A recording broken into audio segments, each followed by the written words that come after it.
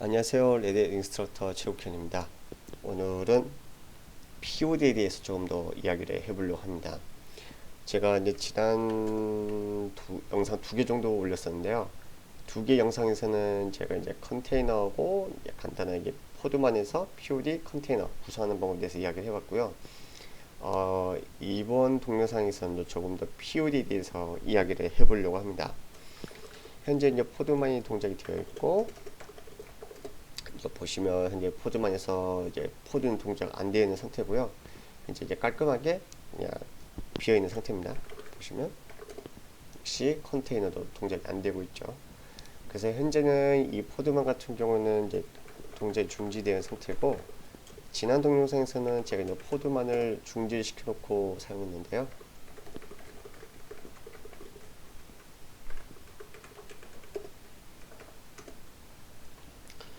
보시면 실제로 포드만 같은 경우는 여러분 중지를 안 하셔도 실행하신 다음에 서비스를요 사용하셔도 상관이 없습니다.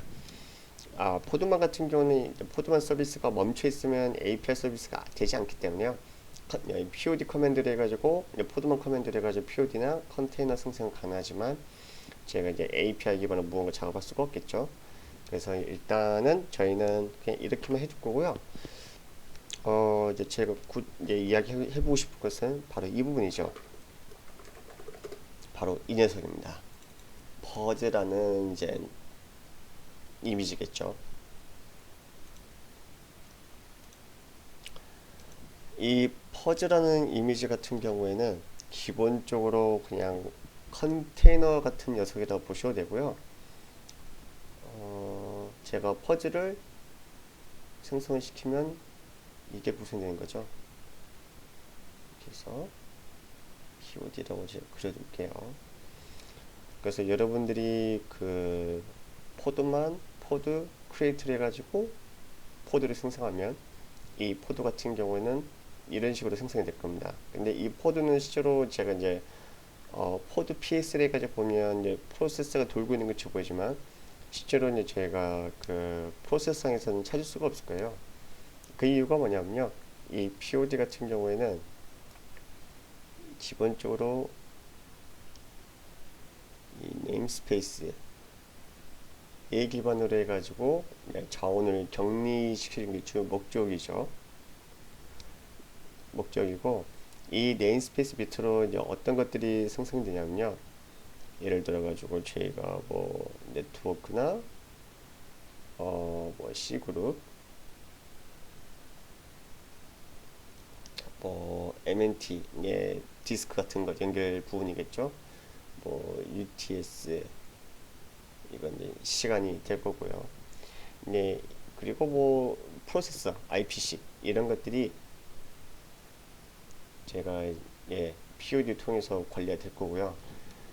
이것들이 관리된다 의미는 이 POD 자체는 별도로 가지고 있는 뭐 프로세스는 제가 확인이 안 될 겁니다. 그래서 이 POD에 무언가가 연결이 되면 이 POD가 무언가 연결된 네트워크 C그룹 MNT, 뭐 디스크, 그다음 시간, IPC를 관리를 하게 됐죠. 그게 바로 저희가 알고 있는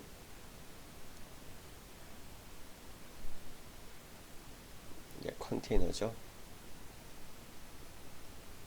컨테이너가 될 거고요. 이 컨테이너 같은 경우에는 여러분 알고 있는 지금 여기에는 뭐 라이브러리 있을 거고 사용자가 쓰는 어플리케이션이 있을 거고요. 그리고 이제 얘를 컨테이너 제 다른 말로 해가지고 런타임이라고 보통 이야기를 하죠. 그래서 이 런타임 같은 경우는 어플리케이션, 그다음 라이브러리 있고 플러스 여러분이 원하시는 이미지 같은 것을 넣을 수가 있는 거죠. 그 이미지 같은 경우는 예를 들어 가지고 이런 것들이 되겠죠. 이미지는 제뭐 여러분 원하시는 뭐 센토스를 선택할 수도 있고 뭐 우분투 뭐제 뭐 RHL 이런 것들을 선택할 수가 있습니다. 그래서 이 컨테이너 같은 경우 여러 가지의 런타임 이미지를 가지고 여기에다가 이런 것들을 같이 넣어주는 거겠죠. 쏙 비워가지고 제가 컨테이너 띄워줄 거고요. 이 컨테이너가 이제 구성이 되면 제가 포드만 아마 그 이전 동영상 보셔서 아시겠지만 생성할 때 보면요. 얘가 얘하고 실제로 이제 이렇게 연결이 되죠. 그래서 제가 컨테이너 만들 때 그 포드라는 옵션 줘가지고 얘하고 연결시켜 주면요. 여기에서 돌고 있는 프로세스를 이 POD가 관리를 하기 시작하게 될 겁니다. 그래서 예를 들어 가지고 제가 여기다 웹서버를 띄운다고 한다면 HTTPD를 여러분 띄우신다면 이 HTTPD 관련된 그 IPC 여기 있죠. 그리고 뭐 시간, 마운트, C그룹은 여러분 아시겠지만 얘를 자원을 추적을 하고 그리고 자원의 사용량을 제한하는 거죠. 컨테이너 기본적으로 자원을 제한한 상태에서 프로세서가 시행되는 거죠. VM하고 반대로요. 그리고 이 프로세서 쓰는 네트워크 이런 것들을 이 포드를 통해서 제공이 되는 거죠. 그래서 실제로 이제 얘하고 관계는요. 만약에 HTTP 프로세서가 올라왔다 한다면 얘가 쓰는 것은 보통 얘죠. 이 네트워크 조금 굵기를 할게요. 이 네트워크 그리고 아마 IPC 기본적으로 이렇게 필요하게 될 겁니다. 그러면 이 HTTP가 시행되면요. 이 POD 밑에다가 이 웹서버가 쓰고 있는 네트워크 IPC를 관리하기 시작하게 되는 거죠. 이걸 저희가 조금 더 쉽게 확인할 수 있는 게 뭐냐면요. 이번 동영상에서는 다루지 않겠지만 간단하게 잠깐 보시자면 콘솔에서 보면요. 제가 에코하고 땡땡 이렇게 해주면 달러다 해주면 현재 제가 쓰고 있는 쉘의 PID가 뜰 거고요. PROC 그리고 제가 땡땡 이렇게 해주면 현재 제가 쓰고 있는 쉘의 PID 디렉토리도 먼저 들어가세요. 그 보시면 PROC 디렉토리 되죠. 그 여기에 보시면 NS를 해가지고 이렇게 보이실 겁니다. 그러면 이 NS가 얘가 쓰고 있는 C그룹 자원이라고 보면 되겠죠. 그래서 현재 이제 C그룹이 이제 다음처럼 이렇게 구성되어 있는 게 보이실 겁니다. 하지만 지금 제가 따로 컨테이너 올린 게 없기 때문에 여기서 뭐 별도 추적할 것들은 없겠죠.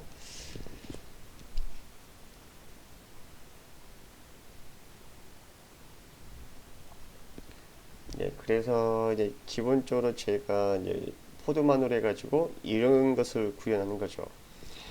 제가 이제 왜 이걸 이렇게 구현하냐면 아마 아시겠지만 일반적으로 저희가 쿠버네티스나 그런 것을 쓰다 보면 이게 그 장단점이 있습니다.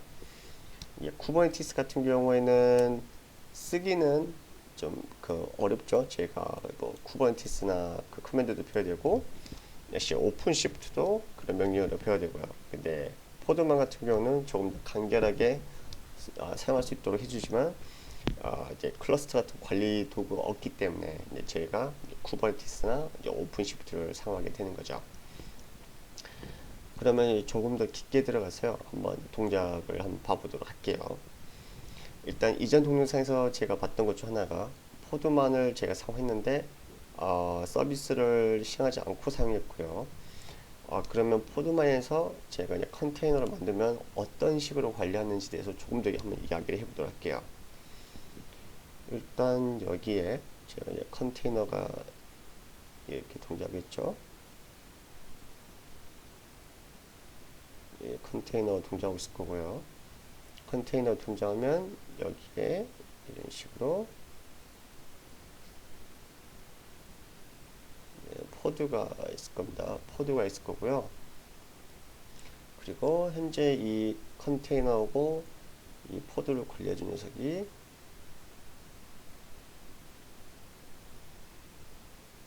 해서 여기에 이제 포드만이 있는 거죠. 그래서 이렇게 포드만이 있는 거고요. 그러면 이제 포드만이 이제 얼핏 보면 이 포드만이 모든 이 POD나 컨테이너를 생성해주고 그렇게 하는 것처럼 보이지만 실제로 이 포드만 같은 경우는 제가 잠깐 스테이터스로 했을 때 보셨지만 얘는 기본적으로 API 서비스를 제공해 준 녀석입니다. 즉 POD 컨테이너 생성하는 데는 얘가 관여를 하긴 하지만요. 직접적으로 이 포드만이 POD나 컨테이너 만드는 게 아니고 이 밑으로 해가지고요. 이렇게 해가지고 좀 더 하위 쪽에 있는 이 런시라는 것을 통해서 컨테이너들을 생성해 주는 거죠. 그래서 여러분이 포드만 통해서 여기에다가 뭐 크리에이트를 하고 이런 식으로 만약에 무언가를 크리에이트를 하겠다 라고 명령을 던져주면 이 포드만은 이 POD나 컨테이너를요 다 이 런시를 통해서 생성하게 되는 거죠. 이 컨테이너 똑같이요. 이런 식으로 해가지고 런시를 통해서 생성하게 되는 겁니다. 그래서 이 앞에서 잠깐 봤던 동영상에서도요, 실제로 이 포드만이 서비스가 올바르게 동작하지 않아도 이 런시가 동작하게 되는 거죠. 얘가 동작하게 되는 겁니다. 아마 이제 아시는 분들은 아시겠지만요, 이 런시 같은 경우에는 얘가 이 런시 같은 경우에는 제가 아마 아시는 분들 아시겠지만 이제 OCI라 해가지고 전혀 오픈 컨테이너 관련된 인터페이스를 가지고 있고요. 이 인터페이스를 통해서 여러분들이 POD나 컨테이너를 생성하게 되는 거죠. 저희 이제 쿠버네티스나 이제 오픈시프트도 이제 저희가 쓰고 있는 게 두 가지가 있는 거죠. 포드만하고 한 가지가 더 있죠. 크라이오요. CRIO. 네, 이렇게 두 가지를 쓰고 있는데요. 이 크라이오 같은 경우에도 보시면 아시겠지만 똑같이 제가 추후에 한번 더 다루긴 할 건데 얘도 런시를 통해서 컨테이너를 생성합니다. 그래서 이제 제가 이걸 조금 더 명확하게 구별을 나누자 한다면요, 어떻게 하냐면 이 포드만 크라이오 이렇게까지는요, 여기까지는 제가 보통 이제 하이레벨 제가 컨테이너를 보통 이야기를 하고요. 런시 이 부분 있죠. 얘는 보통 제가 로우 레벨이라고 이야기합니다. 로우 레벨이라고 이야기를 해요. 그래서 이제 제가 앞으로 많이 쓰게 될 게, 여러분들 아마 포드만의 크라이오인데 이 포드만의 크라이오도 조금 매니저먼트가 좀 다르게 되어 있습니다. 구성이요. 어떻게 되냐면 앞에서 이야기했던 POD는 동일하고요. 여기 이제 보시는 것처럼 이런 동작 구조도 다 동일합니다. 근데 이 크라이오는 어디서 쓰냐면요,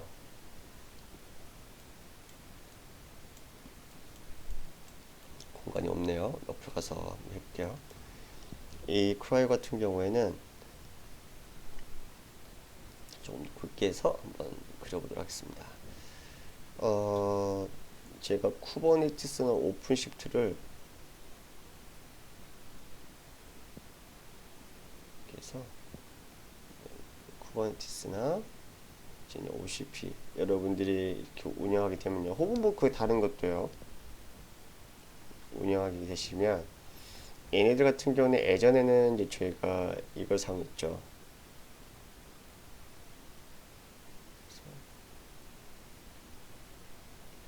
예전에는 제가 도커를 사용했고요. 지금은 이제 얘네들이 여전히 이제 도커를 원하시는 경우는 사용이 가능하지만 지금은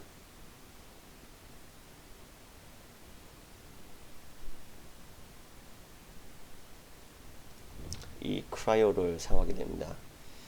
그래서 이제 현재는 이제 OCP는 이 크라이오를 쓰고 있고요. 얘를 쓰고 있고 OCP는 이 크라이오를 쓰고 있고요. 쿠버네티스 같은 경우는 아직까지 여러분이 선택적으로 도커나 혹은 이 크라이오를 사용하실 수 있습니다. 물론 이제 여러분들이 그 런타임을 선택해 주셔야겠죠. 그래서 이 두 가지는 런타임 엔진이라고 보시면 되고요. 그러면 앞에서 이야기했던 것에서 뭐 하나 빠져 있죠? 그게 바로 포드만이 빠져 있는 거죠.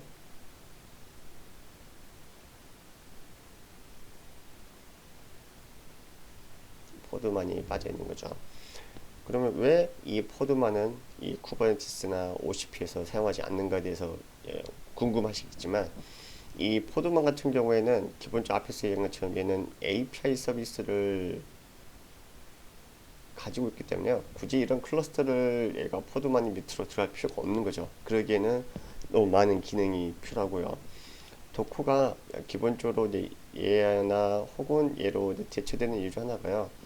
도커의 기능이 무겁기 때문에 교체된 이유가 제일 크고요. 또한 도커 같은 경우는 런타임에 문제가 있으면 해당 그 컨테이너들이 중재되는 이슈들이 있었기 때문에요. 그런 것들을 좀 해결하고자 이 포드만으로 크라이오로 변경된 거죠.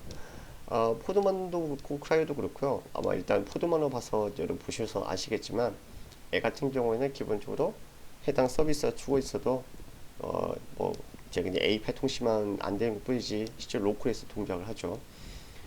그러기 때문에 더더욱이나 이 포드만 같은 경우에는 이 쿠버네티스 OCP에서 더 사용하지 않는 겁니다.